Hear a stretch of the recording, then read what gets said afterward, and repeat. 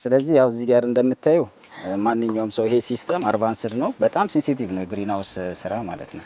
ግሪንሃውስ ውስጥ የሚተከሉ ተክሎች ለበሽታ ተጋላጭ ናቸው። ኮንትሮል ኢንቫይሮንመንት ነው።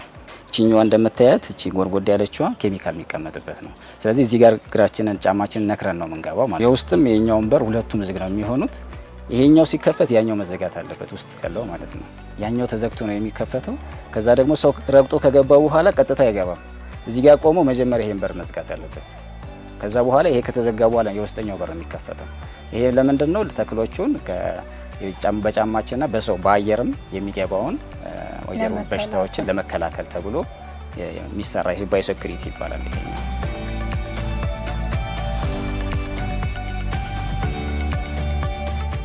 ይሄ በሰፊው የተሰራ ስለሆነ ሊሆን ይችላል።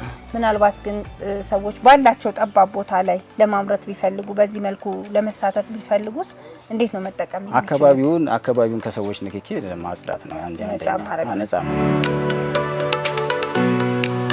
ያው እንግዲህ እዚህ ጋር እንደምታየው ለሁለት የተከፈለ ነው። እንደምታየው እዚህ ጋር ቨርቲካል አለው፣ እዚህ ጋር ደግሞ መሬት ላይ የሚሰራ አለ።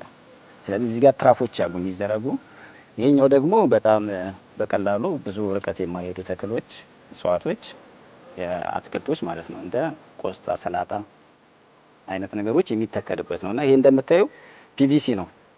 እንደዚህ በቨርቲካል አንዱ 8 አለው ይሄኛው አንዱ ማለት ነው። በመደበኛው ወይም በአፈር የምናበቅላቸው አትክልቶች ምንም አይነት የጊዜ ገደብ ሳያጥር ሳይረዘም በመንፈልገው ልክ በአፈር እንደምናገኘው ሁሉ እዚህ ማግኘት እንችላለን ማለት ነው።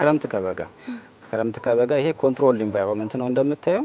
ስለዚህ ክረምት ከበጋ ማምረት ይቻላል። ስለዚህ አሁን ማርኬትን በማረጋጋት ረገድ የከተማውን ገበያ ለማረጋጋት በጣም ወሳኝ ነው ማለት ነው።